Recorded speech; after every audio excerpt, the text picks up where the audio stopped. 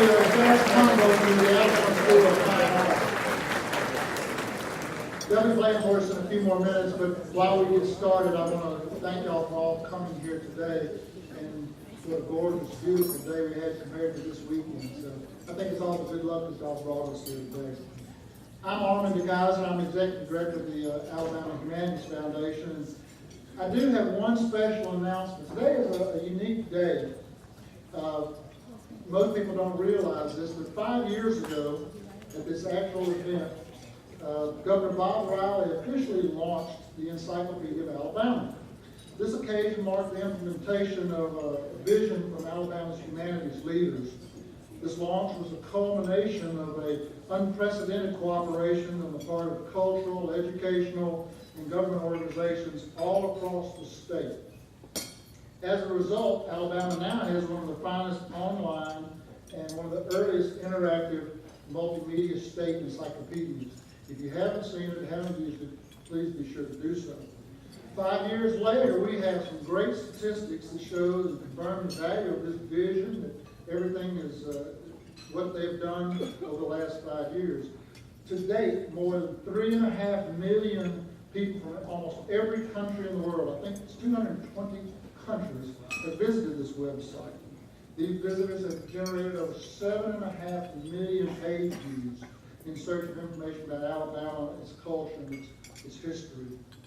None of this would have been possible without many, many people in this room, and none of this would have been very possible without the support of many organizations in this state. On behalf of the many visitors, with the Alabama Humanities Foundation was one of the early supporters and early backers of this.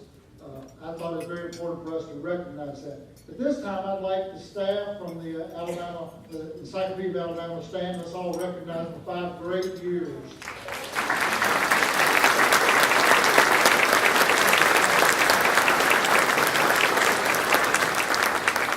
With that, I'd like to call on John Rochester, our chairman. Thank you, Armin, and thank you for coming. This is a great crowd. It's a beautiful day.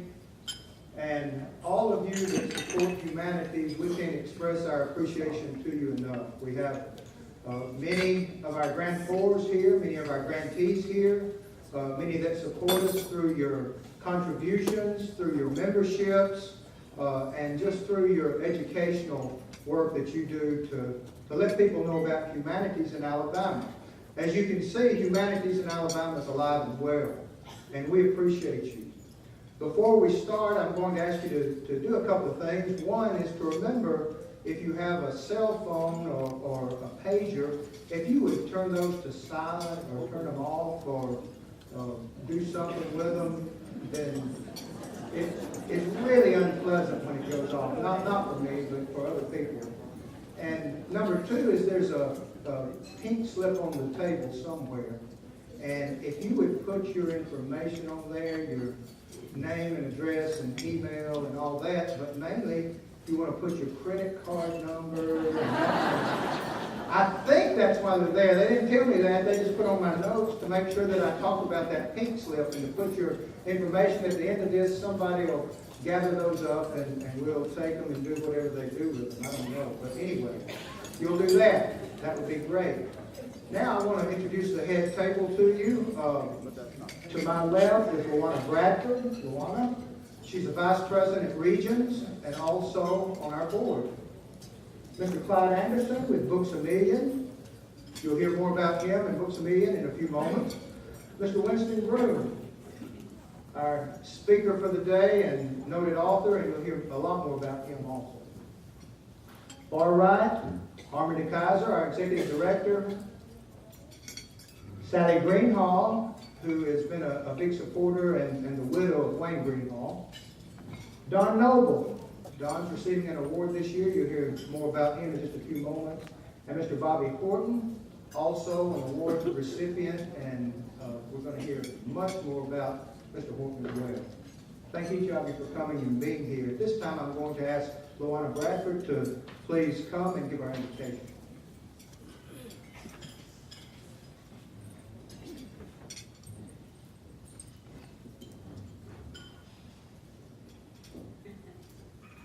Good afternoon. Let us pray. To our Creator God, on this beautiful day, in this wonderful place, we give you thanks for bringing us together in recognition and celebration of those being honored today. We pray for all those who have helped to make it possible for us to be here on this occasion. You are the source of all that is good. You are the source of all of our blessings. As we gather here today, we pray that we are ever mindful of the opportunities to render our service to our community and to those in need. Give us open minds, a clear understanding, and a steady purpose to make the most of our talents, and lead us into the areas of work where we can best be of service to others. We are thankful for this day that you have given us, for its blessings, its opportunities, and its challenges. May we appreciate and use each day that comes to us. We pray for strength and guidance. May we be challenged to give our best always, and may we be assured of your presence. As each of us gives our own thanks according to our own personal persuasions, let us dwell on those thoughts that bind us together. You've blessed us with family, friends, laughter, and grateful hearts. Now let us offer thanks for the food and drink which we are about to receive. May it be nourishment for our bodies and minds. Amen.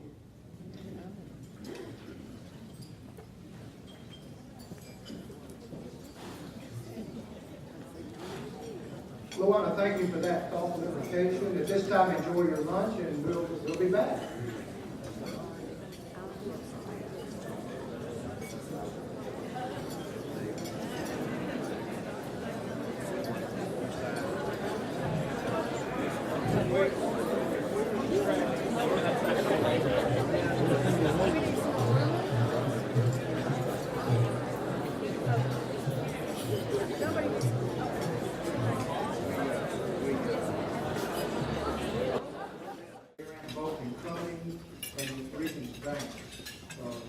Had a special relationship with this organization for many, many years and continue to do that, and we appreciate you helping to sponsor this luncheon over and above what we have to pay. And if you ever wondered what about $100 a value for lunch, now you know. I want to recognize a couple of groups of people who have given special service to this organization. One is our past award members, those who are in attendance today, and I keep seeing them trickle in, so I can't name everybody, so I'm not going to try to name anyone. But I'm going to ask you to do this for us. If you're a past award winner from AHL of any sort, I'm going to ask you to please stand and be recognized. Anyone?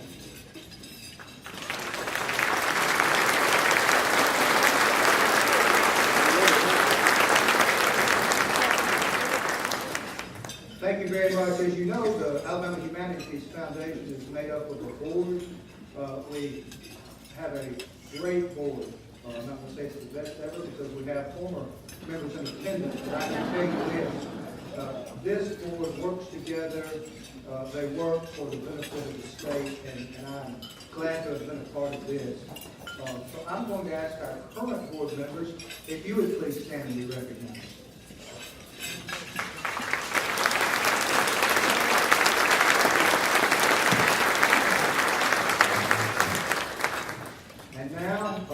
Past board members, would you please stand and be recognized at this time?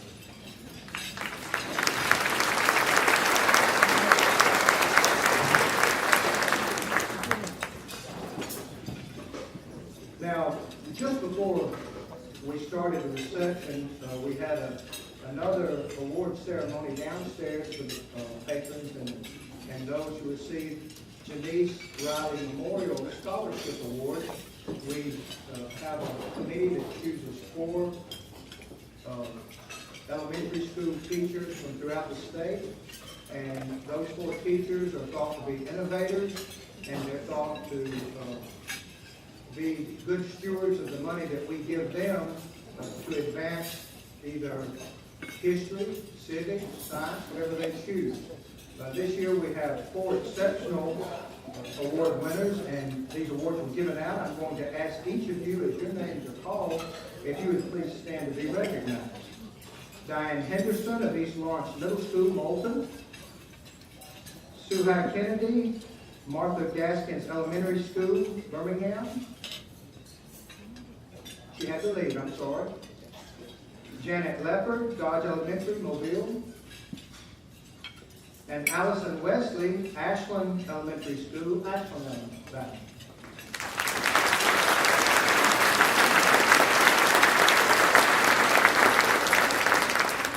Congratulations to each of you.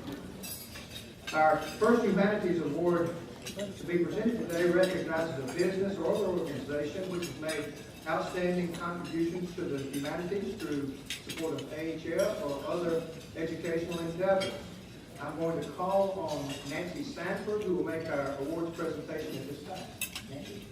Nancy also serves on the board of the Executive Committee. Good afternoon. It's a pleasure for me, a special pleasure for me to be able to present this award today. But first I have to tell you a little bit about how it came to be. In April of 2011, our state was rocked by the devastating storms and tornadoes, which I know impacted many of us in this room. And after that desperate day, the Humanities Foundation staff said, what can we do? What can we do? And so a letter and grant was written to the National Humanities Council, and the grant was to help put books back in the schools and the libraries of some of the communities that were devastated by the tornadoes. And so when we received the grant, at that point, someone said, well, wonder if we could maybe get a discount on these books, and it might help us buy a few more books for the schools. So I took it upon myself to knock on the door of our friends at the Anderson family with Books A Million in Florence, Alabama. And I said, could you guys maybe, we got this great grant, and could you get a discount maybe, and it would help us buy a few more books? And Mr. Joel Anderson said, well, you know, I think we could do that. Let me see how that's going to work, and come back and see me in a few days. So less than 24 hours later, Joel called, and he said, I really want you to come back up, and I've got this thing worked out. So I came back to Books A Million, or to the office, and he said, we're going to be able to offer your discount, and here's how you do that. But I also wanted to do this. And he slid a check over, and he matched the grant.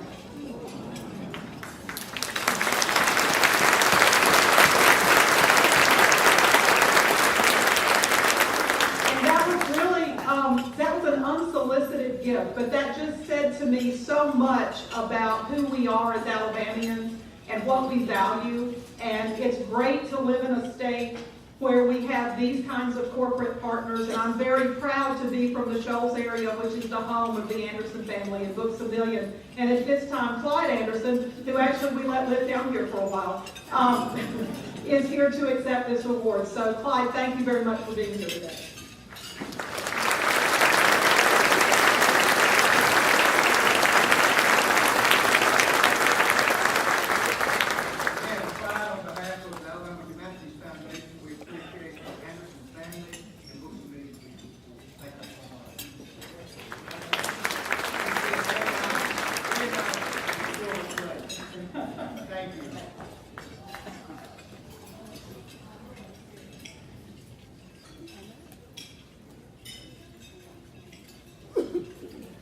The Alabama Humanities Foundation created an award last year that recognizes an individual board member or former board member who has made an exemplary contribution to the humanities in this state and to the organization.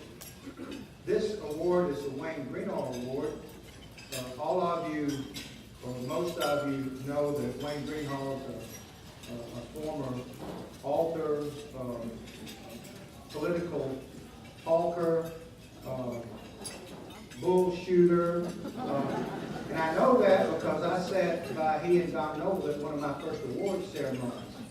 And so I was able to hear Wayne Greenhaw and know him and know that he was not only a bull shooter, he was a straight shooter. He told it like it was, and it didn't matter what the price was. And he always told the truth. Our award winner this year is made of the same cloth.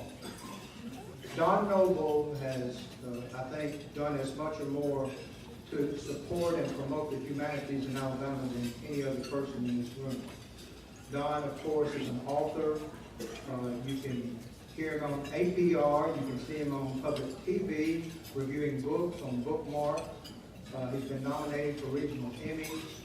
He's someone who, you go to a literary conference and Don's always there trying to help young, inspiring authors and sharing his experience with them. I could say a lot more about Wayne Greenhaw, but I'm not going to, and I could say a lot more about Don, but I'm not going to. So at this time, I'm going to ask Don Noble if you'll come around, please, and receive your award, and I know you've got some remarks.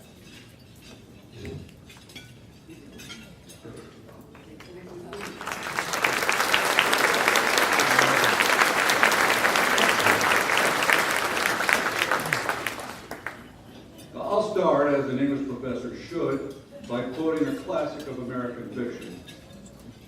It is deeply satisfying to win a prize in front of a lot of people. As many of you will recognize, those words are spoken by Mr. Homer L. Zuckerman when his prize pig, Wilbur, wins first prize at the county fair in E.B. White's Charlotte's Web. I have people to thank. First, the board of directors of the Alabama Humanities Foundation for this huge honor. It is wonderful to join the list of Alabamians who have been honored by this foundation. Also want to thank family and friends who have come here today to see me receive it. My wife, Jennifer Horn, my daughter, Julie, and her husband, Eric, Billy Field and Ann Baker from Tuscaloosa, along with the Williamses, Julian McPhillips from Montgomery, my bookmark producer, Mike Fletcher, and I'm sure many others. It is a pleasure to see Dean Robert Olin of the College of Arts and Sciences at the university here, and I'm sure it's gratifying to him to see proof that not all the humanists in Alabama work at Auburn. My special thanks go to those who took the time and the trouble to nominate me for this award. Greater love hath no man than to nominate someone else for a big prize. I'm especially pleased to win an award named for my good friend, Wayne Greenhaw. Wayne, as many of you know, was an extraordinary person, a talented fiction writer, fine historian, a wonderful raconteur. Wayne loved his native state of Alabama. Generous, he encouraged younger writers, especially his gang at the El Rey Burrito Lounge in Montgomery. Wayne had many gifts, and I think first among those was a gift for friendship. Everyone liked Wayne, partly because he liked everyone. This is not my own natural inclination.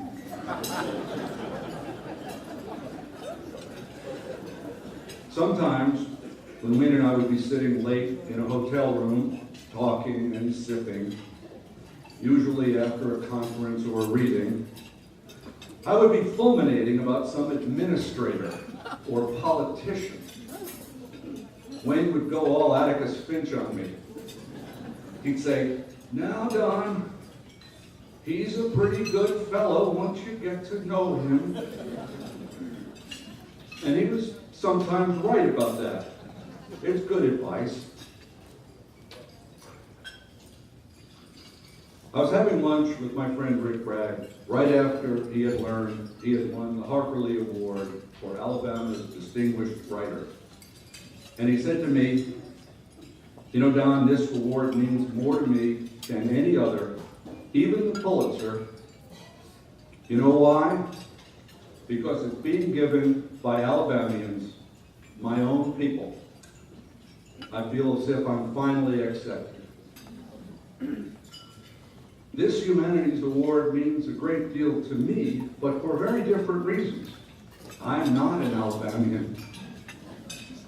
I never slept a night in Alabama until I was 27 years old. I was a New Yorker, a Yankee. Even worse, the kind that comes and stays. A damn Yankee. Receiving this award in Alabama makes me feel not like Rick Bragg, but more like Sally Field. You like me, I guess. You really like me. In 1969, I chose to live and work in Alabama because I felt it was a university and a state where things were changing, getting better all the time. A person could make a contribution. I was aware, of course, of the literary heritage already in place, the work of Harper Lee, Truman Capote, William Bradford Huey, T.S. Stribling, William March. Since then, that literary flowering has only grown more profuse. We have a wonderful herd of living writers. Rick Bragg, Winston Groom, Gates Lee, Sina Jeter, Naslin, Brad Watson, Tom Franklin, Rebecca Gilman, Bill Cobb, Mark Childress, Fannie Flagg, Rodney Jones, Andrew Hudgens, Sue Walker, Andrew Blaze. At this point, the speaker usually says, "Have I left anyone out?" Yes, I have left out dozens of talented poets and prose writers. Writers whose names just came to your minds. For the last 44 years, it has been my calling and my pleasure to promote the literary arts in Alabama, in the classroom, in print, on radio and television. It has been very rewarding, and I plan to keep on doing it. The writers of Alabama deserve our enthusiastic support. Take a poet to lunch. Buy a book. Thank you very much.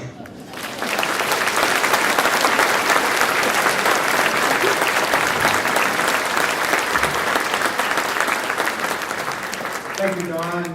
At this time, Sally Greenhaw, who is a retired circuit judge from Montgomery, and as I said, Wayne's widow, will assist me in making the presentation if Don will hang around for another minute. We've got plenty of time.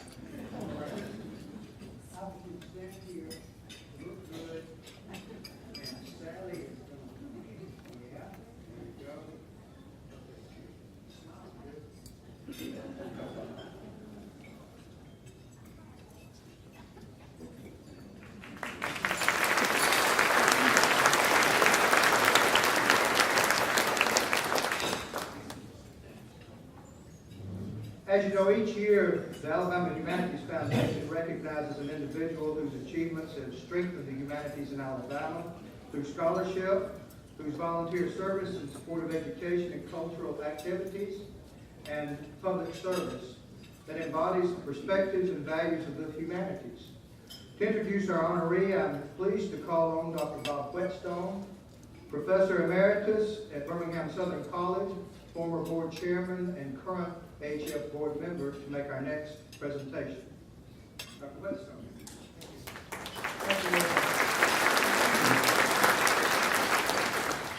I just told Don he didn't mention my name as a famous writer.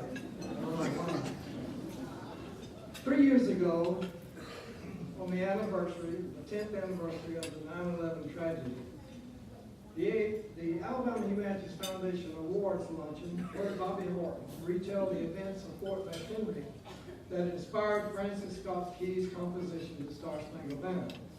Then we stood and sang our national anthem, led by Bobby. That presentation provided a bit of insight to Bobby Horton's amazing ability to merge music and history, thus erasing the lines between the humanities and entertainment.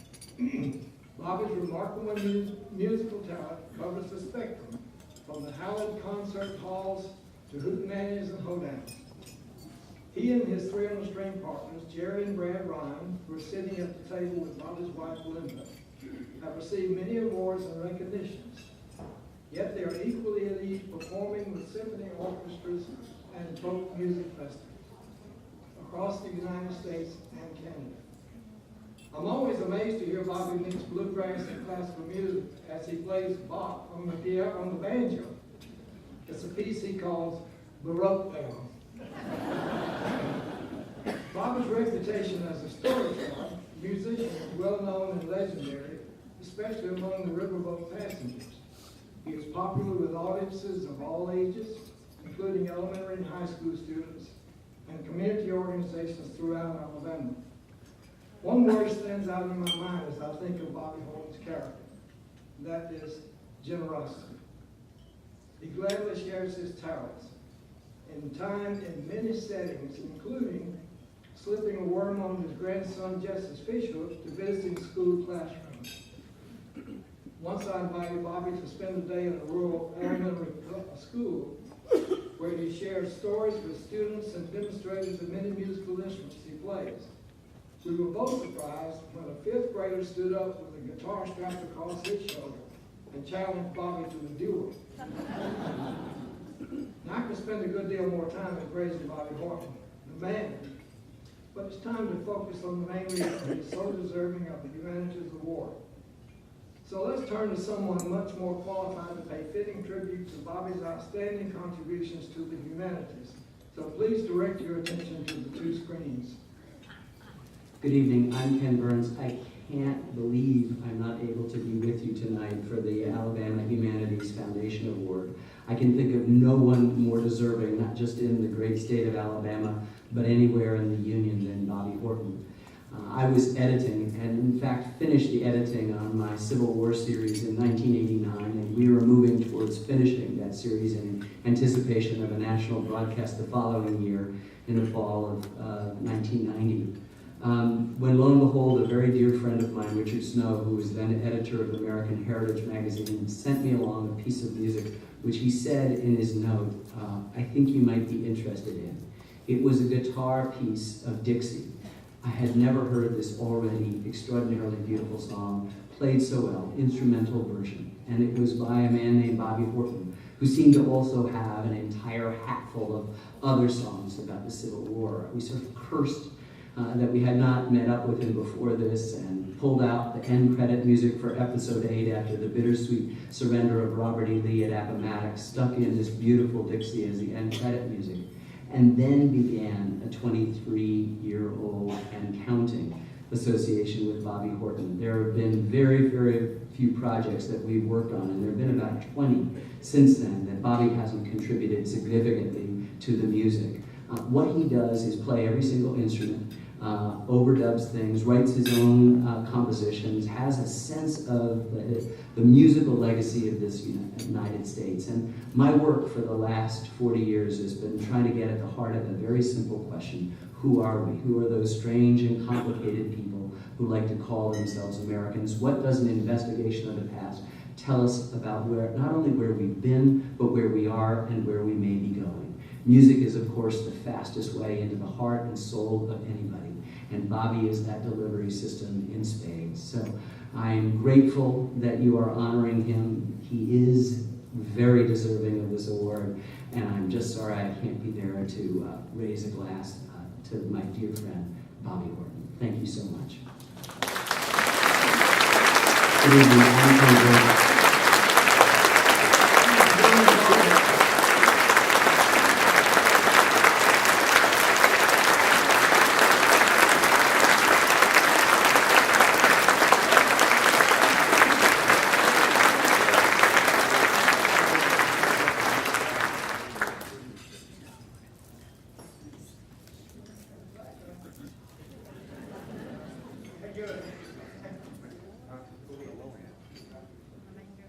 Wow.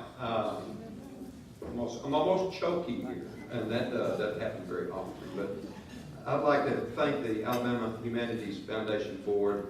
I'm so honored. I know when Dr. Bob called me and told me about this award, I immediately started thinking about the long list of people that deserve it long before I do. But I'm overwhelmed with this, and I do thank you all for this honor. I thank you all for being here today.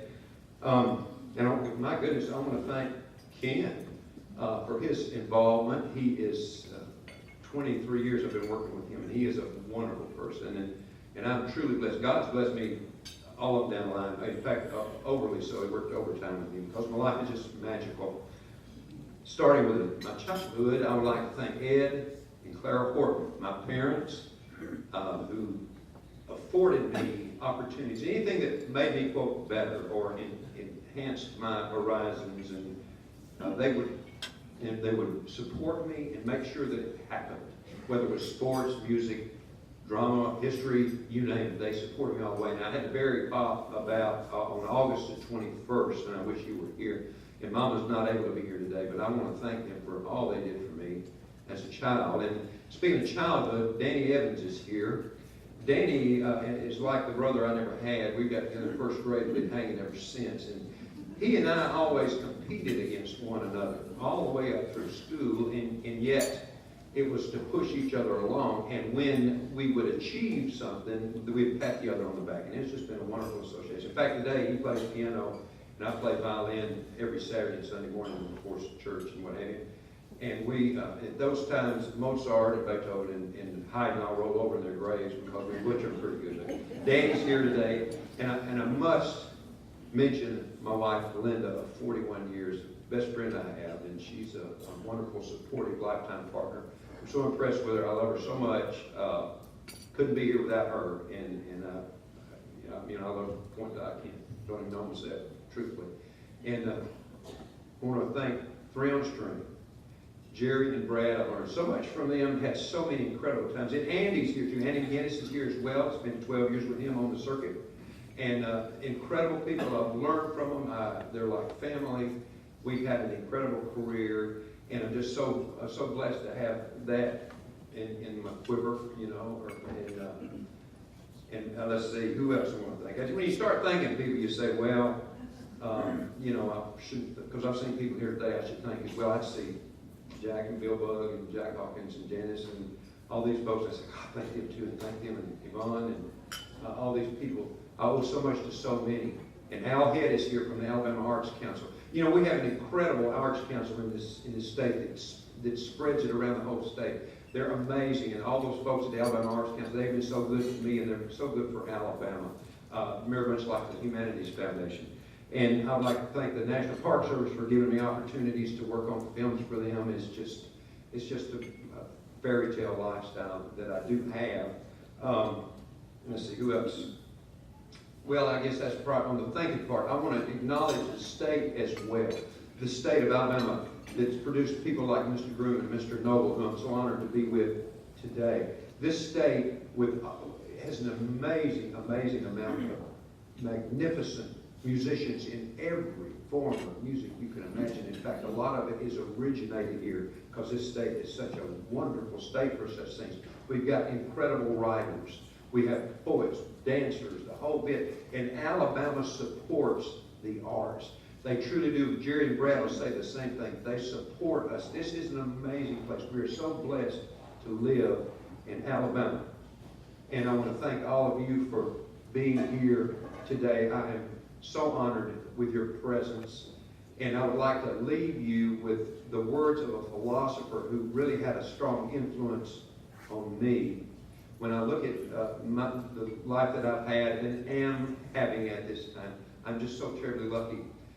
I'm reminded of the words of Pee Wee Herman when he said, "Hey kids, am I lucky or what?" Thank you all so much. God bless. Thank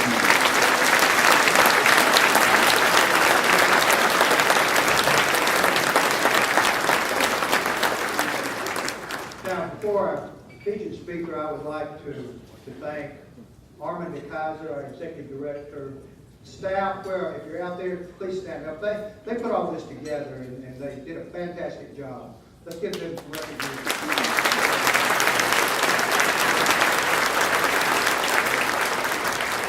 And Alabama Fine Arts Jazz Combo is wonderful. Good job. Thank you.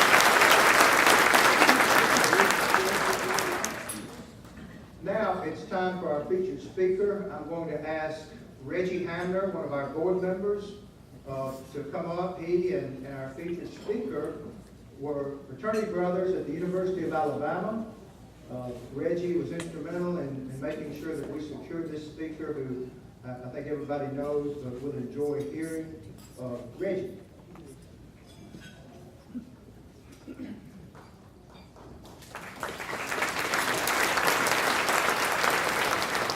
Thank you. When you look at your table and you see Winston's biography and the number of books he's written, I started to get up and just let him talk the whole time by saying he needs no introduction and he's not going to get one. But that wouldn't be fair because there are 4 of us I know in this room with fraternity brothers with Winston at the university, John Owens, John Clements, and Ben Cumbus. And we met Winston when he was a freshman at the University of Alabama in 1961. He pledged our Delta Tau Delta fraternity at that time. And looking at the creed of our fraternity, says that I believe in the education of youth and the inspiration of maturity, so that I may better learn and live the truth. We watched Winston as he matriculated at the university. He came to be a lawyer. His dad was a lawyer. Our house at that time had a lot of people who were interested in publications. And Winston ended up going into our chain of events, and he ended up being editor of the Humor magazine at the University of Alabama, my house at that time. Winston graduated, served as a combat soldier in Vietnam, later served as a reporter with the Washington Star and a columnist. And he says because of the influence of his friend Willie Morris, encouraged him to become a novelist and go to New York and learn to write. And I think the rest is history. Winston has written 18 books, and when we were planning this event and knowing Bobby was here and Ken Burns' involvement, last year the Humanities Foundation helped in the nationwide celebration of the 150th anniversary of the Civil War. Winston had recently published his book, Vicksburg, which covered that genre, and Winston now has a new book, which I'm sure you'll be glad to tell you about, called The Aviators, that tell us about Doolittle, Rickenbacker, and Lindbergh. Got it back. But anyway, it's my pleasure to introduce a fraternity brother who we are all proud of, and I'll only echo what Bobby Horton said. This is just another one of the jewels in Alabama. And one of the things that the foundation does, we try to create new jewels every day with the grants and expose people to the humanities, because that's really who we are. And Alabamians are really great folks, and I'm so pleased to introduce to you now Winston Groom, our guest speaker.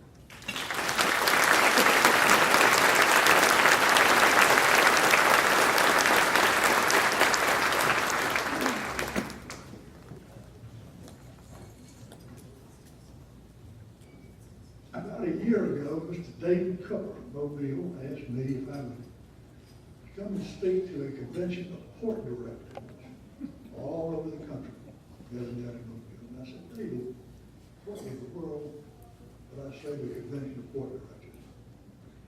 He said, why don't you just talk about yourself and do it enough? I thought, okay, I've never done that. I usually talk about books, but for some reason, talking about myself always wound up talking about my mother.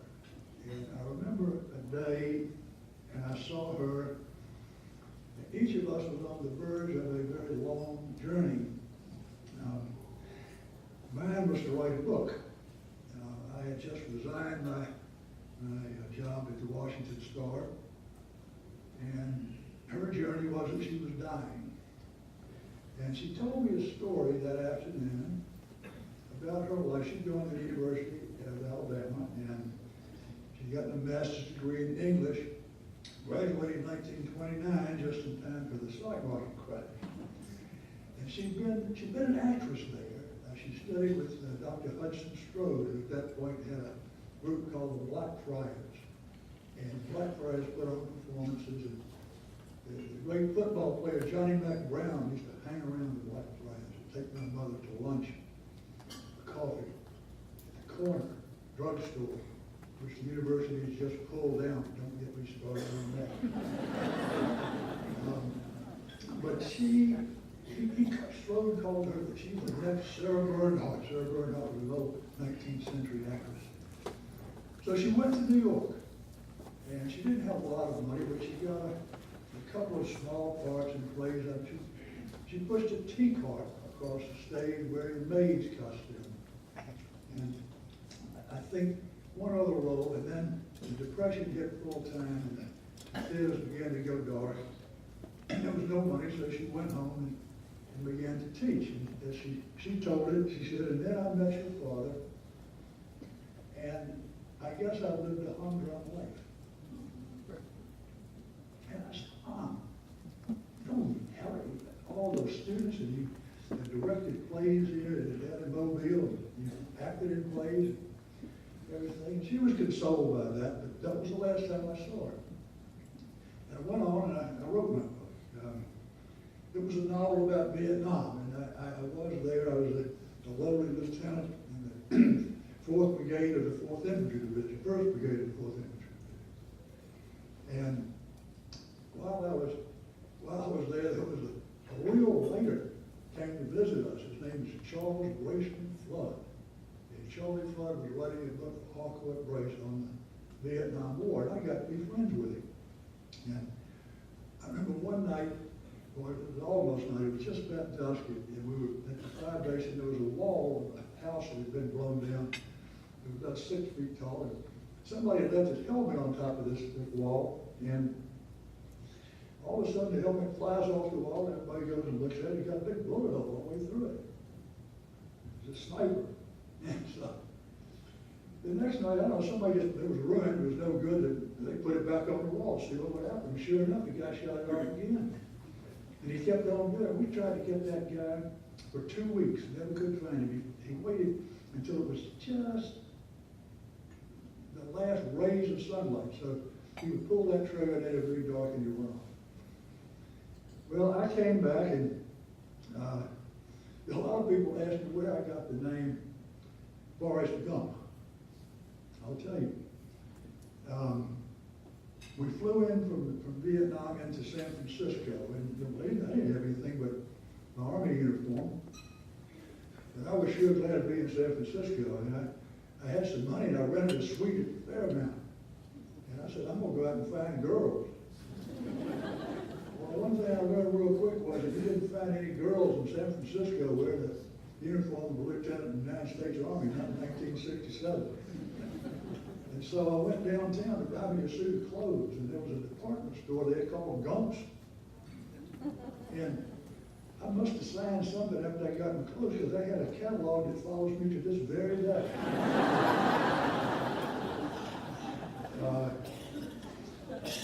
Anyway, I tried to get a job as an editor in New York, and everybody was really nice to me, but they told me I needed more experience.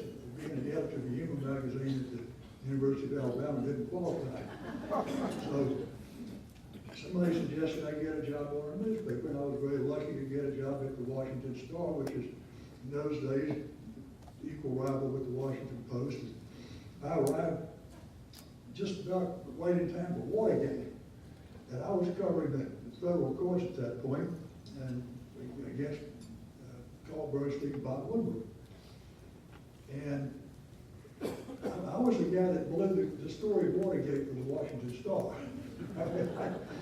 I had the temerity to believe a United States attorney would not lie to me.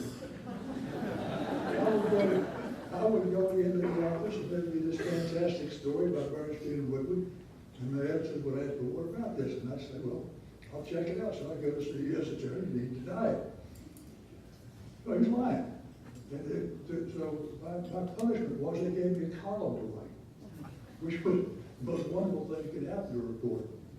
But I finally decided, and this was right before my mother died and passed away, I want to write a book. I said, you know, if I stay here any longer, I'm going to wind up with a mortgage and a car payment, and I'm going to be a reporter.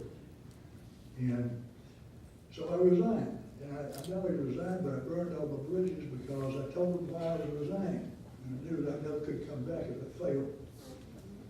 I knew that in those back desks, those old reporters there, in the back of the room, and you would look into their desk, they would have a package of Lucky Strike cigarettes and a paper bag with a bottle of Seagram's VO and an unfinished novel manuscript. I said, "What? I didn't want that to be me."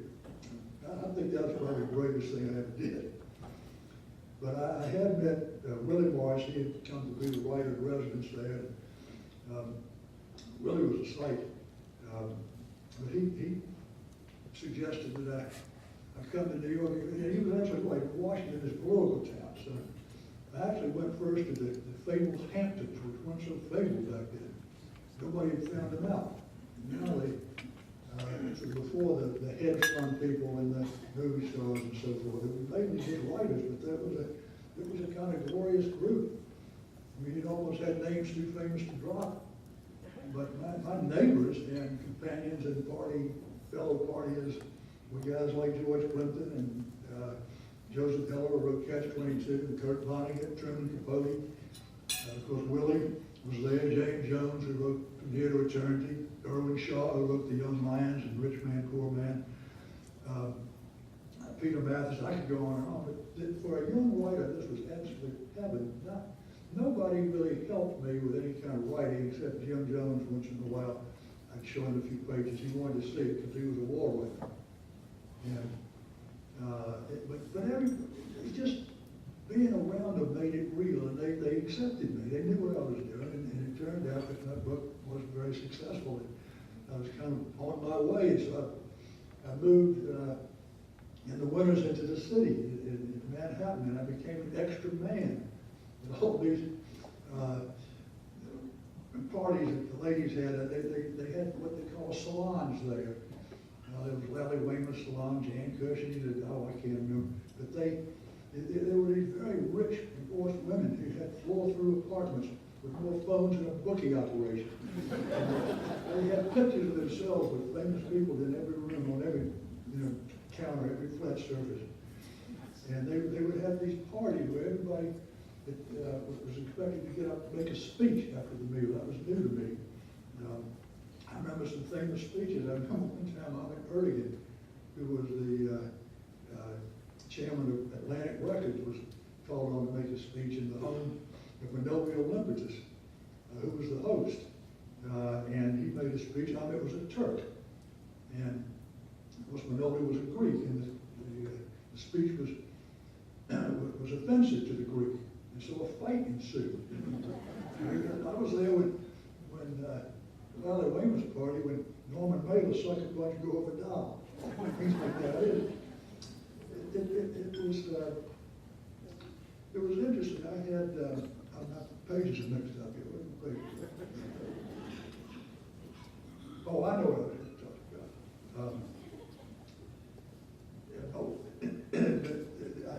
I dated some kind of famous actresses from time to time. They were all over New York. It wasn't a big thing up there. I thought it might be interesting. And one of them was a girl called Sybil Shepherd.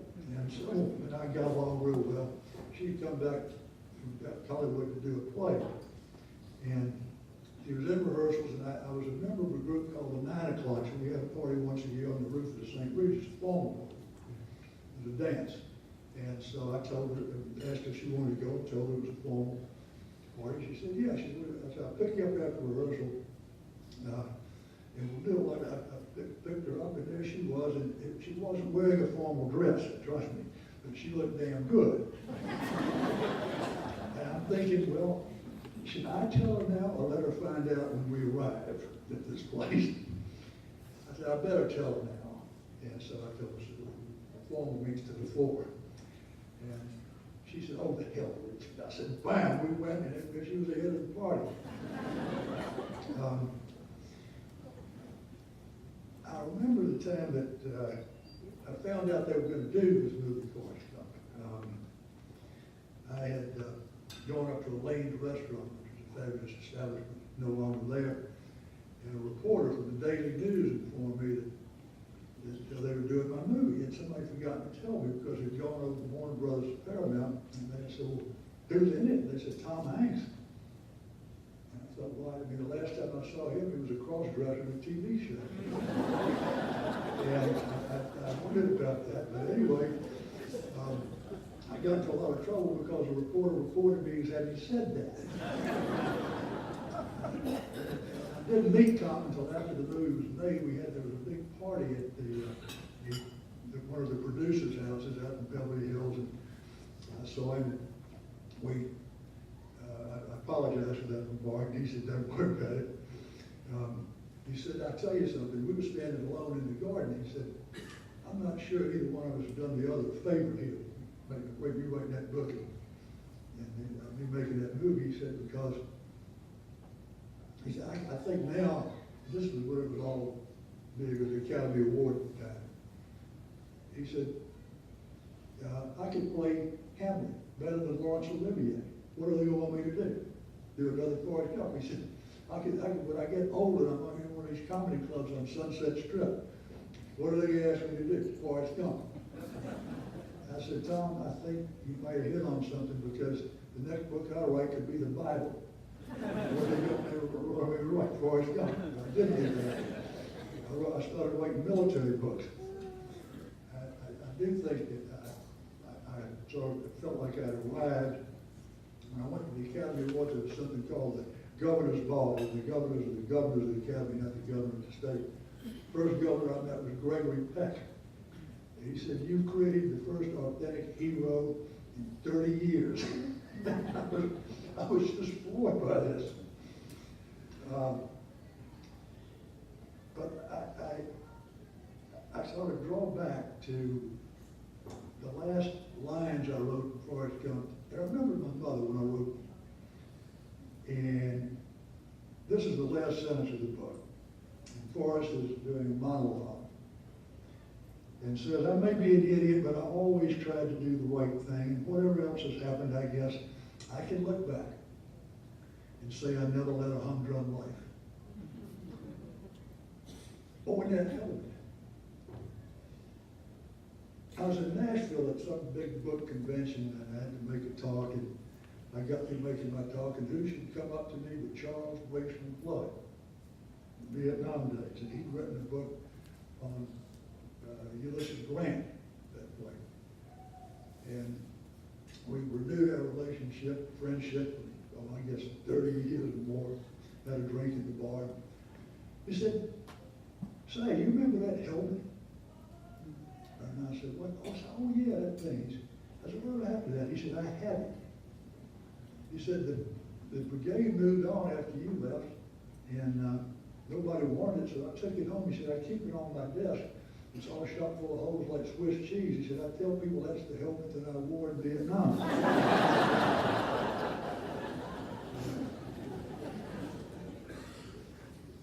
I got time for one quick last story. I had lunch one day in Manhattan with Sandy Richardson, who at that point was the publisher, head editor of Doubleday.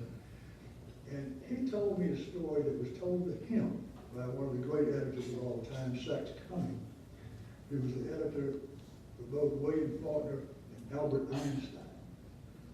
And sometime back in the 50s, Faulkner said to Sax, he was in New York, and he said, "I'd like to meet Albert Einstein." And said, Faulkner had just won the Nobel Prize. Einstein had won it several years earlier. And Sax Cummings said, "I think I can arrange that." Einstein was teaching at Princeton, which was down the road, so they got on the train and they went out to Princeton. And they got a cab to Einstein's house there on campus and knocked on the door. And there he was. And he looked just like he looked in his pictures. His hair was out to here. He's got an old baggy sweater, a pair of blue jeans. So he says, "Gentlemen, come in and have a seat here in the parlor. I'll be with you in just a minute." So they go and they sit in the parlor. They wait for 10 minutes. They wait for 20 minutes. And they wait for half an hour. But this time, Faulkner's thinking that he's being insulted. And just about that time, he was getting hot. Einstein appears in the door and he said, "Mr. Faulkner, I understand you were in Oslo recently, where they give the Nobel Prize." And Faulkner said, yes, sir, I was. And that broke the ice. Einstein was trying to finish a problem.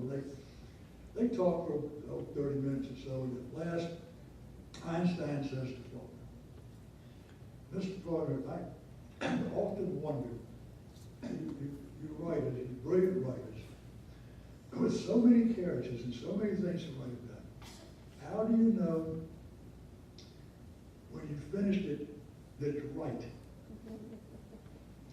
And Faulkner thought about it for a minute, and he said, Mr. Einstein, I don't know, except to say that I hear music. And Einstein said, so do I. And that's the way they left it. Thank you all very, very much.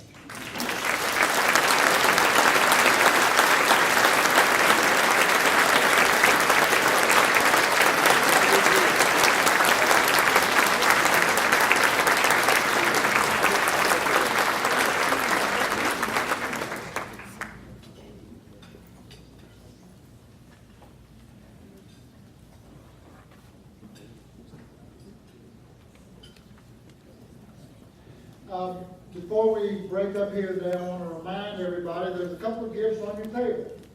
One is a cup.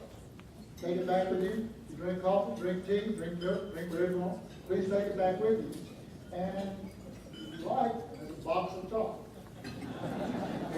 I'm not sure where that came from. But we love to have that as this on as a little gift, a little souvenir. As we break up, I want to thank, I do want to thank our staff in the back, Alma, Paul, Leon, Claire. Great job today. This didn't get done without us. It's been a long, long time in works, and I appreciate everything they've done. I do again want to thank the Alabama School of Fine Arts. They did a great job. The jazz combo was wonderful, and we really do appreciate everything they've done for us.